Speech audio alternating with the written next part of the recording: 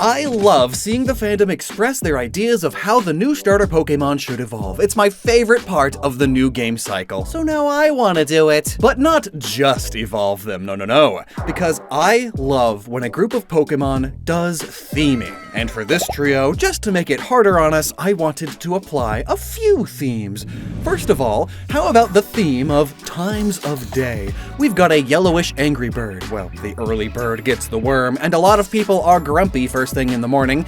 Don't bother me until I've had my coffee. Oh, and coffee is a bean, isn't it? Pombon is wide-eyed, full of energy, and already resembles a small sun. So, midday dog. And Gecqua, the cool tones and those relaxed bedroom eyes. Evening easily. On top of this, rather than there just being the usual type triangle to maintain, I want their personality types to work like a triangle too, at least when fully evolved. Those final evolutions will of course have their own themes within their own individual lines, but together I also want these starters to do what Gen 9's starters did. You see, this set of fully evolved starters do pull from local Iberian things, but mainly in the context of how they influenced American celebrations. The Rio Carnival, Day of the Dead, and Mardi Gras are all the way they are because of that influence. More details in their own video. So this time, I want to do something similar, but in reverse. What are 3 other major areas of the world with high historical influence on Indonesia, making it what it is today, and that I could see Pokemon referencing, of course? Well, India is particularly important. Indonesia even means Islands of India, or India's islands. China obviously has a lot to do with the history of Southeast Asia as a whole, for better and worse. And lastly, North Central Europe, particularly the Dutch. Indonesia was a Dutch colony for centuries, and conveniently, North Central Europe is where Pomeranians came from. India has a lot of lizards, including the geckos that have the bindi like Gecqua, and China is a major reason one particular bird has dominated the globe, and even many of our own lives. So, there's a lot I want to accomplish here, but can we do it? And by we, I mean the amazing artist I commissioned to help me bring these ideas alive. Virgalophus. This video would not be possible without her help, and especially not without our Patreon supporters who fill our art fund.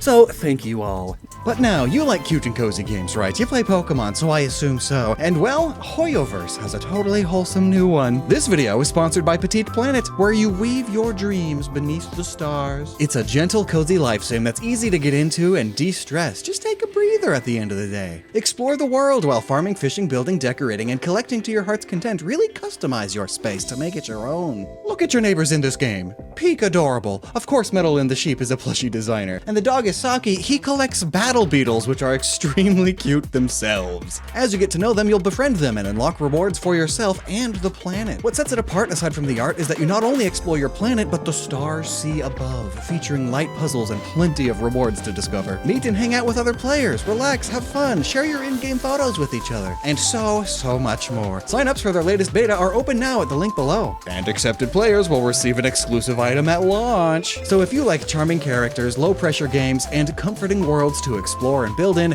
definitely check out Petite Planet with that link. Browt, a grass-type bean chick who appears grumpy and is clumsy.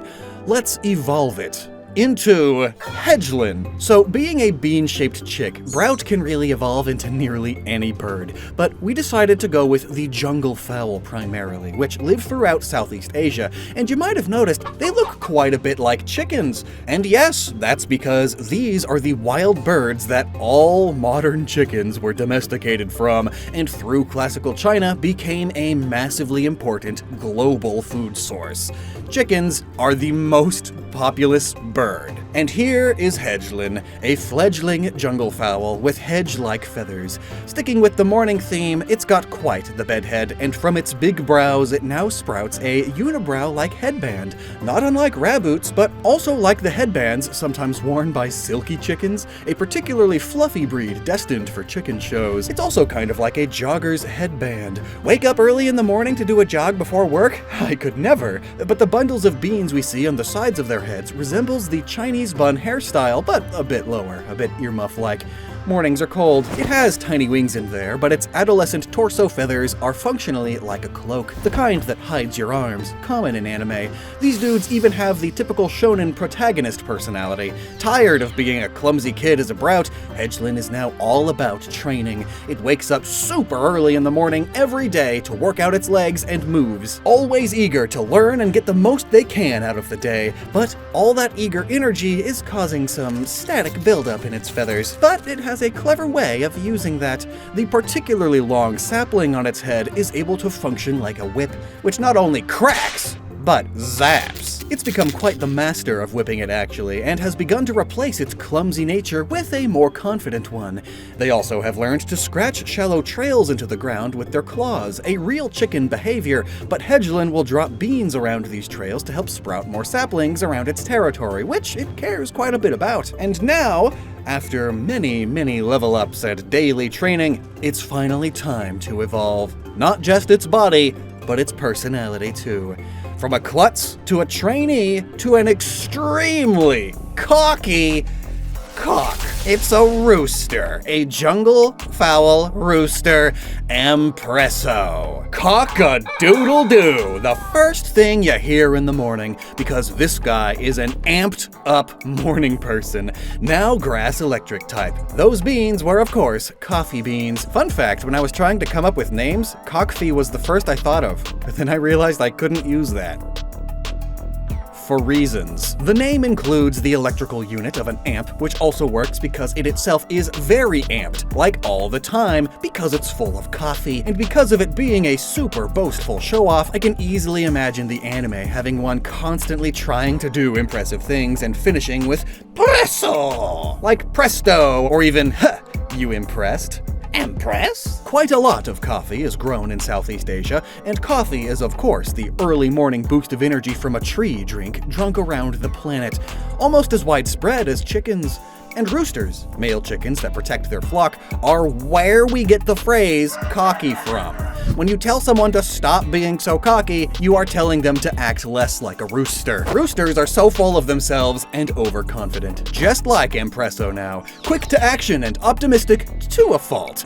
Quite the typical anime protagonist. Gotta always be the best, or at least the coolest in the room. Like a rogue, bard, or popular folk hero, they love talking themselves up, or even playfully put others down. The brows on Browt have now grown dramatically into lightning bolt shapes, which also work as a double reference. First, to the long feathers of the nearby King of Saxony bird of paradise. There are quite a few birds like these actually.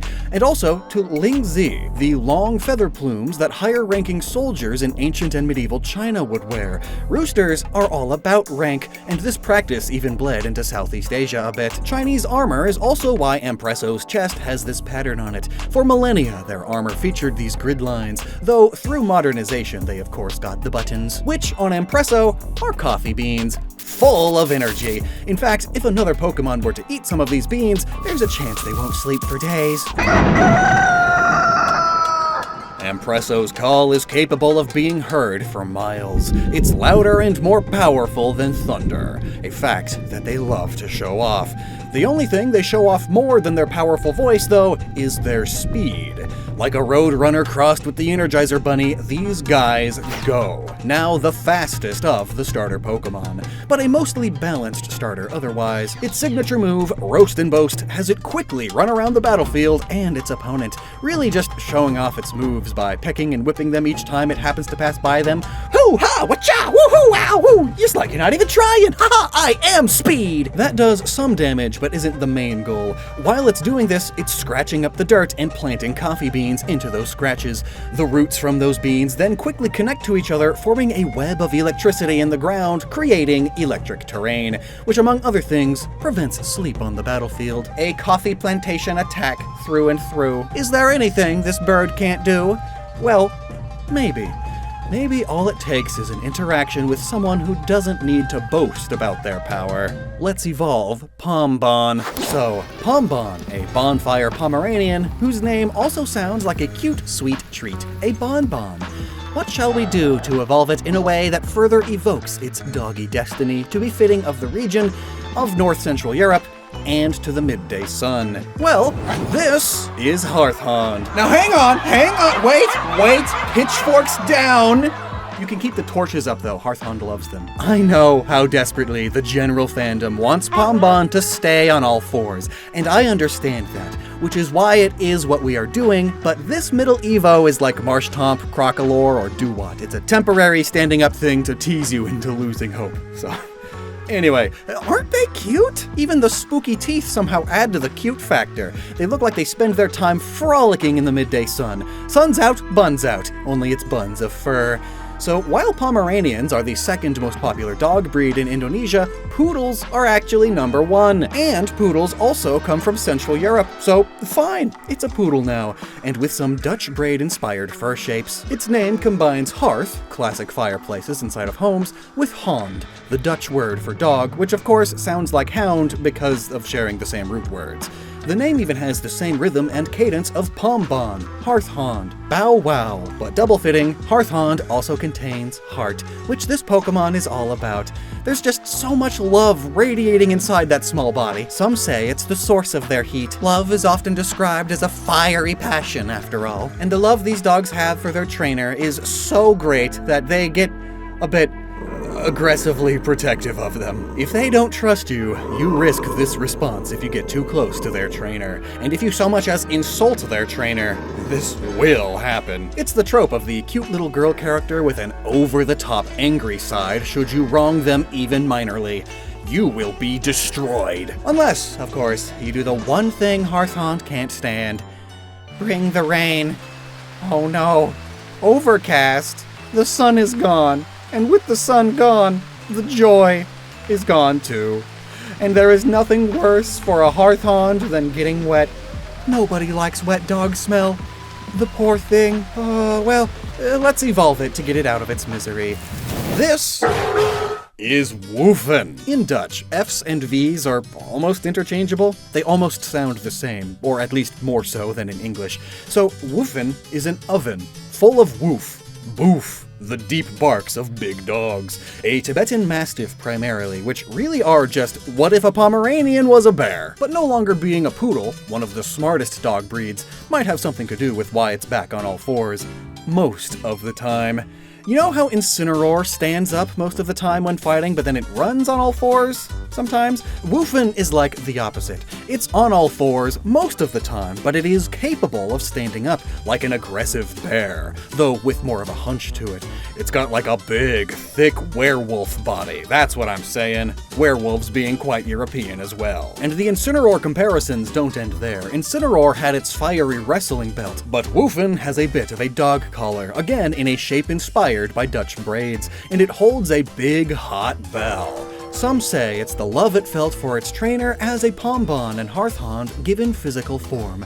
That's why their chests were so hot before, and now that that love is externalized, its own body has so much room for so much more love. That's why now its entire body is heated. In fact, when Woefen gets excited, which happens very, very often, it's a very excitable dog, the bell and collar create an updraft that lifts the fur in front of its eyes up, giving you a good look at those preciously cute little peepers, and the rest of its mane will move about like a fiery sun. Oh, what a wonderful day it is.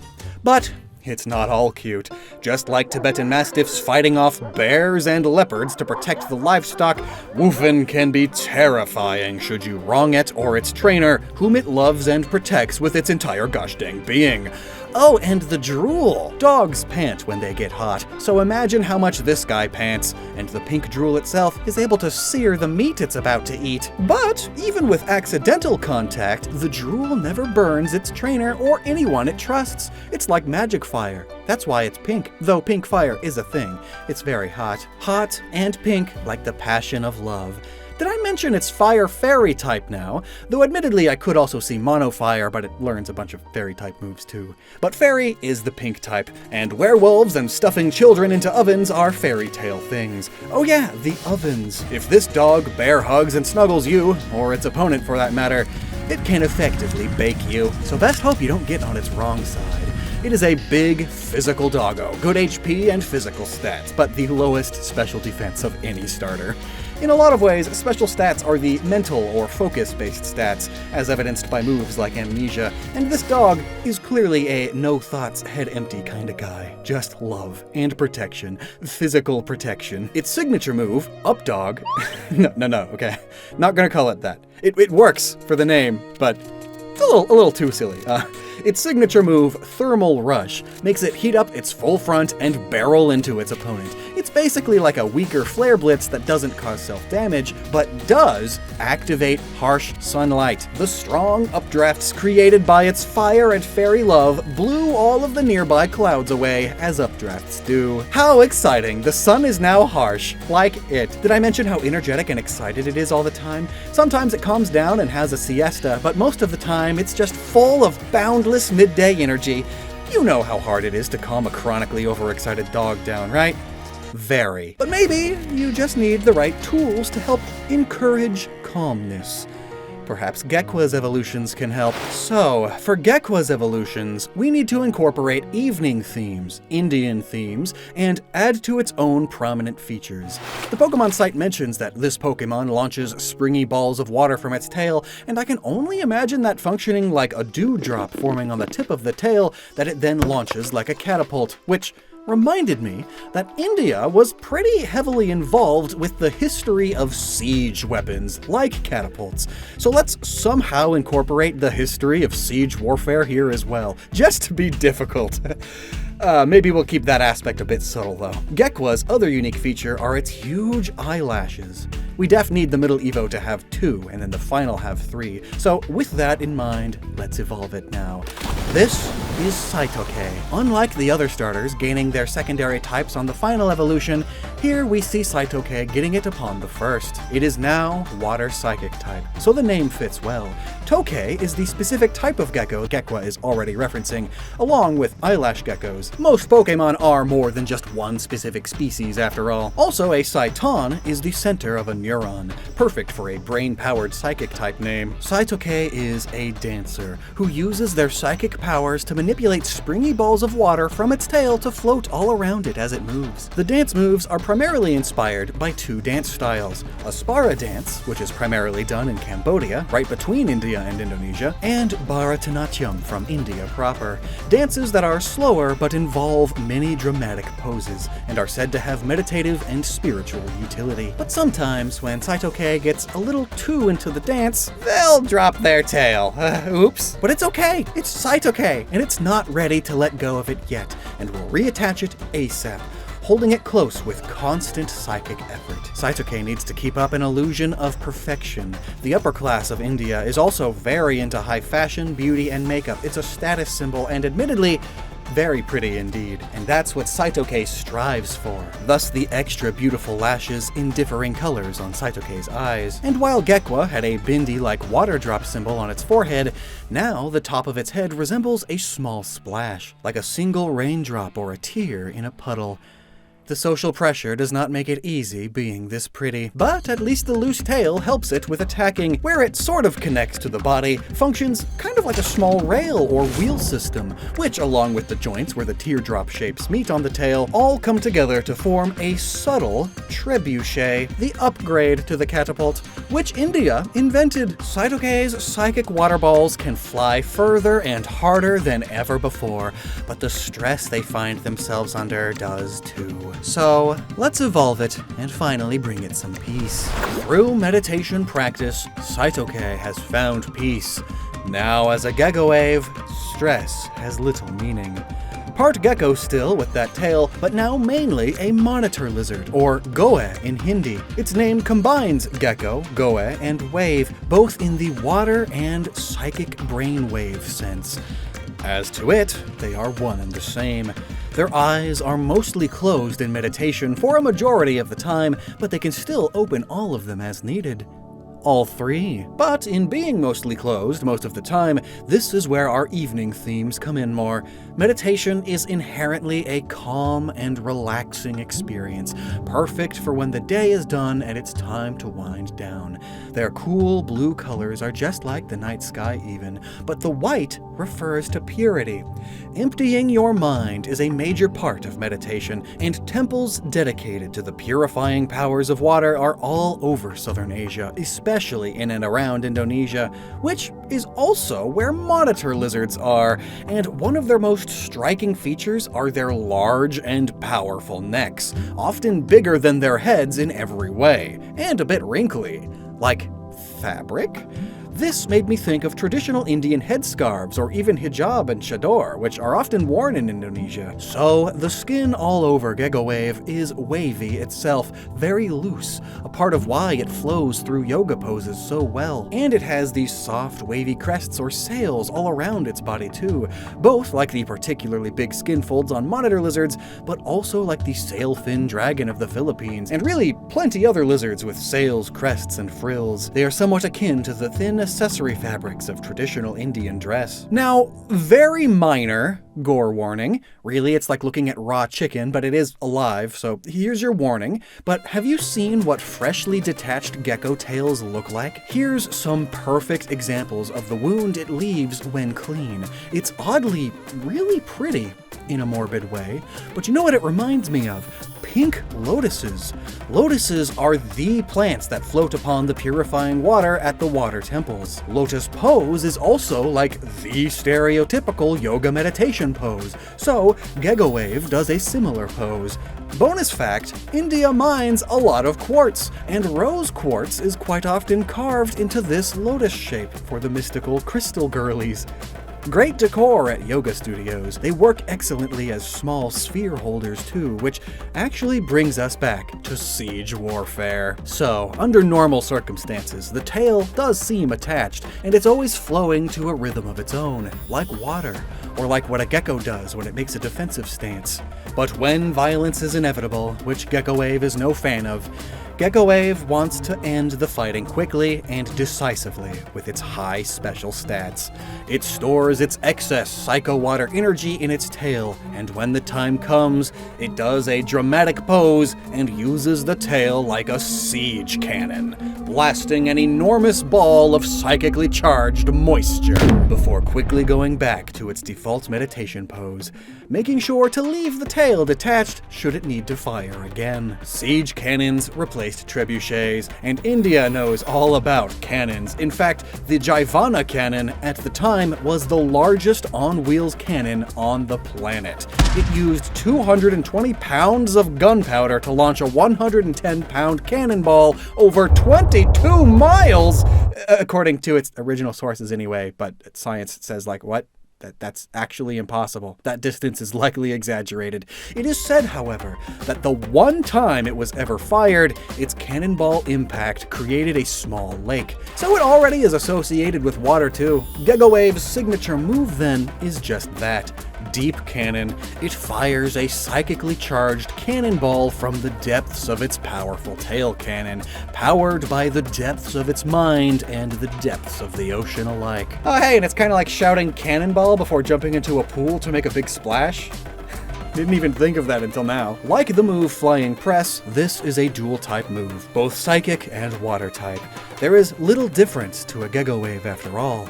It's all waves. And I like the idea of them liking the move Magic Room, where they set up a weird room that prevents the effects of held items. It's like, Gecqua, let go of your possessions, for they are holding you back from enlightenment. But of course, Gecqua Wave isn't perfect, and can get distracted in its meditation, so I think it's time to talk about that other aspect of the type triangle I wanted to do, starting here. Perfect meditation requires soft, relaxing sounds, stillness, quietness, peace. The exact opposite of what a cocky morning person soldier rooster wants to do. Did you know sudden loud sounds or even just general stress can make a gecko lose their tail? Now you do. Yeah, there's not much Gecqua Wave can do here since its water is weak to both of Ampresso's types. And its egotistical attitude is so the opposite of Gecqua Wave's that there's no getting through to it. But meanwhile, Ampresso's attitude does land it in trouble sometimes. Perhaps it overlooked a threat, or worse, maybe it mocked the friends or trainer of a Woofin, who is very, very protective of its friends and takes no crap. It's like when a bard or rogue fails a speech check on the big beefy guard. Except it always fails in this case because Woofin is not the smartest tool in the shed. It can't even pick up on the confidence of others. Really, it has no idea what Ampresso is saying beyond, "Oh, it's making fun of my friends, and that's no good." But then, at the same time, Woofin, remember, is a very, very excitable dog, often overexcited. Like, egad, dog, I just walked to the mailbox and back, calm down. No, I love you, I thought you died, and now you're back, this is the happiest day of my life. Is that water? Yeah, they still hate getting wet, and the extremely calm demeanor of Gecqua Wave, along with the threat of the wet, is what it takes to get a Woofin to chill. And having a weaker mind helps too. So, as a trio, I think Virgoloffice and I achieved our goals. A trio of Pokemon with roots in Indonesia, but that also referenced 3 other areas that had extreme influence on its history. A trio of Pokemon who have a traditional type triangle, but also a personality type triangle.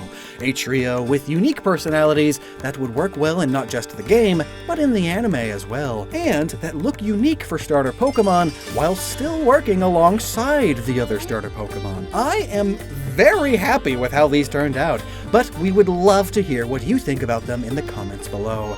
Please consider becoming a YouTube member or Patreon supporter if you can and want to see more videos like this one. And of course, never stop using your noggin.